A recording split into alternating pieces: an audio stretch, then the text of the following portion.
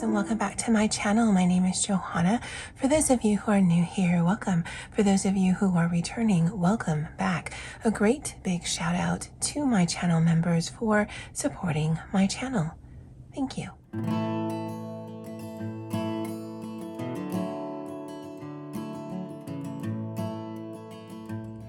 All right, so in this video, I wanted to share some possible Hobonichi Weeks layouts that you may want to test in your own Hobonichi Weeks journey. Now, I know this isn't a Hobonichi Weeks cover, but we'll get into that in just a second. I did want to preface this with I am a single working professional, and my Hobonichi Weeks is my everyday carry. And I say that because when I'm watching videos, people sometimes ask the content creators, well, what does your Hobonichi Weeks or your planner system that you're using, what does it have to cover? For me, my Hobonichi Weeks covers things I want to track for my YouTube channel, work things, some fun things on a weekly basis, trackers, some things that I do for my other hobbies, and then my budgeting. So it truly is the only functional planner journal system that I use with any regularity. I have tons of other art type of journals where they're fun and they help me track things, but I'm not in them consistently. And if I had to give them up, I certainly could. This is something that I do need to keep track of, and it is a working document for me. Now, I am not a planner. I am more of an archivist journaler. So I only write things down that have happened. I don't forward plan. I don't pre-plan, and even though this is heavily task oriented for work, again, the way that my brain works, I don't even schedule or plan things out that I'm going to do on a day-to-day basis. I just have a running to-do list in my head of things that need to get done, any sliding deadlines that need to get done, and I just kind of work from there. Writing them on paper, to me, it just is prohibitive and it annoys me. So just to give you an idea of what it is, the system that I'm using and how I'm using it. So this is actually an A5 Moterm cover. It is new. And when I do my Hobonichi Weeks Wednesday video, I'll talk a little bit more about this. But I have my current Hobonichi, which is a January Start one piece here. I have an A5 Stalogy half year as just a running notebook. And so I'm going to go ahead and take this out. Although when I talk about the different layouts, we're actually going to start with my 2022 Hobonichi Weeks, just because there's one layout in there that I never redid, and when I show you, I'll show you why. So this was the case that I was using until actually very recently. This is a Moterm Hobonichi Weeks cover in taupe. I did get this from Amazon, although I don't know that it's still available. This was my 2022 Hobonichi Weeks. This was in the Mega. The one-piece one that I'm currently using only comes in a regular size, and the only difference between the two, well, other than this didn't come in English, is the Mega has about 100 and something extra note pages versus the regular one. The regular one has 70 plus note pages. The Mega has 200 plus note pages. But the layout that I wanted to show you guys is this one right here. Now, the Hobonichi Weeks is known for their horizontal layout, and we'll actually talk about that next. But what I did with this particular layout is I kind of treated it like a vertical, where I wrote my completed tasks this way. Now, the reason why I've never done this again is because I don't like turning my planner. I really don't. And so I tried it out just to try, but I don't work that way. I don't even like printing documents in landscape mode because I don't like that shift. Everything needs to be in portrait mode for me. So it is a way that if you are more of a list maker than maybe a note taker, then this might be a way to get a little bit more space. And there is 7 days listed, although I never needed the 2 days because I only work Monday through Friday, and this is for work. But that might actually give you a little bit more space if working horizontal is just not your thing. So this is my current one, and the horizontal layout can be really useful if, one, you are a list maker like me and you just segment it out, or if you like this to jot little notes or whatnot.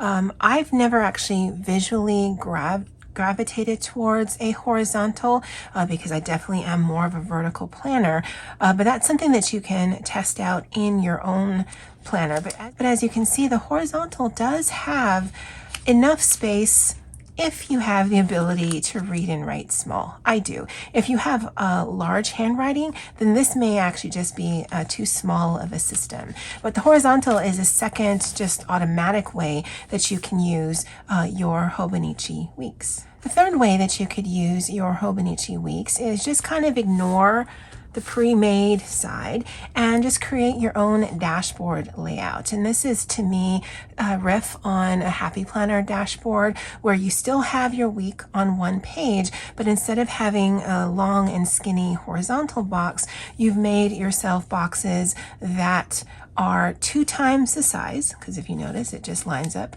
but it's half the width.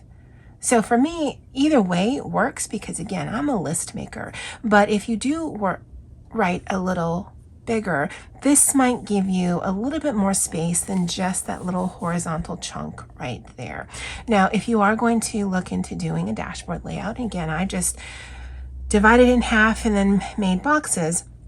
You may also want to take into consideration that what you see here is because I only need this Monday through Friday with some notes and then some extra space. If you need a full-on Monday through Sunday calendar, then you're going to want to take into account the extra space here or potentially the extra space here if this doesn't line up exactly. The fourth way that you can look at using your Hobonichi Weeks is it's the exact same calendar but on the other side. I find sometimes that I like to change things up just visually, if not functionally, just because it makes it more interesting from week to week. Now, on a week-to-week basis, like this month started a whole one piece for me.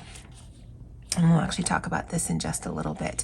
But usually from week to week, I have got different color schemes, different stickers, different things that I use because I don't need each week to match. I don't need the entire journaling system to match, but I just need the week to look very similar.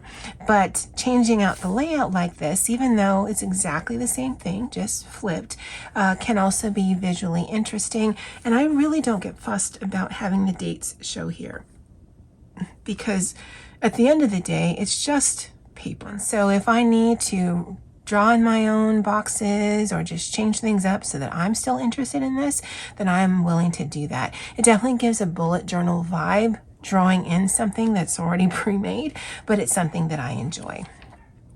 This here I called a modified horizontal and dashboard layout. So I wasn't going to be in the office here, and so I took all of this space away and just made it into some fun play areas for me. But I was going to be in the office these 2 days, and so I kept to the horizontal layout, although even the horizontal can be broken down, especially if you're a list maker like me, into a horizontal vertical hybrid where it's still horizontal. I haven't actually modified the lines itself, but I've just sectioned it off to create different areas of lists for me so that I can keep them cohesive and yet distinct. And I think that's a great way of using your Hobonichi Weeks. The seventh way is something that I was inspired by my friend Andy. So while in previous weeks, I would do all of my completed tasks on a daily basis, keep it to the day, even though I modified the day here and there, but I would still keep it within itself. This time I just did a long ongoing completed task list and then just kind of segmented the days off to the side. So I still had one running list instead of lots of little lists, but then I also modified it with having little lists in the rest of the spread to, again, track different things that I wanted to keep track of. And so not fundamentally changing what it is that I'm tracking or doing, but just changing up visually how I'm putting it on a page. And I do like to see from week to week or month to month when I switch things up, just because it does make it interesting. And there are definitely pros and cons about keeping a task list like this versus keeping it all within a specific week. And the reason for that is there are some days that I have really heavy task lists, and there's some days that it's just not that many projects I'm working on, maybe just one big project. So having a lot more space here gives me the room to have all of the tasks listed, but I'm not confined to any pre-made space. And I think that's the real benefit of something like this. Now, I did not need all of the space, but it could have been where I used more of the space in another week. And so there is that as well. But what I have been doing is I do leave space in here. So for whatever reason, I did run out of space to track all of my completed tasks, because sometimes I'm just doing a lot of little projects stacked up on each other, then I could do one of two things. I could either find some space on here or just put a post-it note. So that's just definitely something to consider. And the final layout that I would suggest or recommend is this vertical layout. Now, this is the second week I've done it. This was last week. Again, if you notice, there's only 5 days here because that's all I need to track. If you wanted to do a 7-day vertical layout, and to me this is very reminiscent of the cousin, then you'd want to space out your days smaller than this, because you could have 2 very thin days in this space here where I have the deco, or you'd probably want to bring in your spacing to make it smaller, so potentially put 3 rows here and then 4 rows here. Again, if you're modifying it anyway, then you can just measure out and play what works best for you. I only do this on a weekly basis. I don't do any kind of forward anything. And so from week to week, I have the ability, because I do and have tested out layouts in the past, to say, all right, so this is going to be another task heavy week. Let's go for the vertical. Or it's not going to be that bad, so let's just do a horizontal.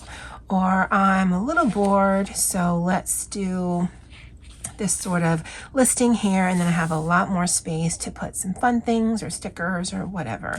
But I definitely feel that adjusting the system, because again, even though there's a pre-made planner, nothing on here is inherently sacred to me. If I cover the dates, if I cover the lines, if I ignore this and just treat it as just one piece of paper, then I have the ability and the creativity to just make it either as decorative or as functional or as functionally decorative as I want to make it. And if it doesn't work for me, I just need to deal with it for that week and then try again the following week. And I think that's the beauty of this. Now, for my tips and my thoughts, this truly has a very small footprint. This has held 9 months worth of information for me now. And again, it holds things that I track for YouTube based on a monthly basis like this. It tracks all of my weeklies like this. It was tracking various things that I wanted to track for my hobbies. That has actually fallen to the wayside as I've been dealing with some work and health issues. It was tracking habit trackers and things like that. For a while, it was tracking my reading before I realized that I've read an insane amount of books before we ever hit even May. And so I'm actually tracking that somewhere else. And then all the way in the back, it actually tracks my monthly budgeting. And so this really carries a lot of information for not holding a very large footprint. So for me, that is the biggest seller on this. But if you write big or if you take a lot of notes, then this may not be the system for you, just because on a weekly basis it's very small. If you get the mega, you do have those 200 note pages, but it can be kind of difficult to keep those information separate if you really need it condensed into one system. My brother recently gave me this. He had bought an A5 Hobonichi Cousin for 2023 just to test it, and this is exactly how he gave it to me. And as you can see, the footprint for the Hobonichi Weeks is about 2/3 of a A5 spread. If we just go from page end to page end, right? So there's quite a bit left over in something like this. But this definitely gives you tons and tons of space in order to track various things. This does not, but this also slips really easy in that A5 cover. I get to carry an A5 notebook and probably even an A6 little insert that I'll be trying out as well. So the size can be prohibitive, but it also can be very portable and very user-friendly from just a footprint standpoint. As I mentioned earlier, the only difference between this regular Hobonichi Weeks and a Mega is just the number of note pages. Everything else is functionally the same. For some, the paper can be a little off-putting. Now, for the Hobonichi Weeks, the Tomoe River paper is staying the same from 23 to 24 because they're just using up their supply. But in the Cousin and the Avec and the Day Free, I think they're switching over to Tomoe River S, which is slightly different. Now, to be honest, I don't care. I don't care about the river paper. I don't care about the River S paper, Stology paper, moleskin paper, any of that paper. It is thin. It is certainly thinner than some of my other journals. So this is an A5 Maisie Lane Co. that I was using for my reading journal, and this is 160 GSM. So you can write with pretty much anything, bar some super juicy inky pens or, of course, alcohol markers, and you're not going to get any bleed through. But because of the thickness of the paper, this is like, I think 100 and something pages, it is inherently heavier and thicker than something like this. To me, the biggest benefit, even though there is ghosting, is the thinness of the actual system in of itself. I do have to test pens to see which work best, but once you find the pen or pens that you enjoy and work best on this paper, then it's just an easy learning curve. I also keep blotting sheets in here because I know the biggest issue really is just drying time, but so long as I'm aware of that, then I can take steps to help me kind of counter that. What you may want to do if you've never had a Hobonichi Weeks is see if you can find some free printables online that gives you kind of an idea of the layout and the scale. So with just a quick measure, this is basically a 7 by 7 square, 3.5 either side. And so it really is small, but as you can see, I've been able to pack a lot of information, both functional, decorative, and a combination thereof on my weekly pages. And so again, the ability to write and read small is probably the biggest selling point for me for this, as well as the footprint. And then some people put covers on their covers because this has a cover. And then as you saw, I had it in that kind of burgundy cover. I like keeping my covers pristine. And so I will always put a cover on cover, even if it's something like the Stology and it's just thin kind of cardstock, it doesn't matter. The pristineness of that is important to me. So I'll put a cover on the cover and then I'll put this in another cover. And to me, it just makes sense. But that definitely is a personal choice. You may decide that something like this would be sufficient to protect your weeks or your A6 or your A5 or whatever system you choose to use. You could choose something like this. This is what I used before. I never treated this like a wallet, so it really was just to keep the book together, but also to protect the book as well as I was transporting this back and forth.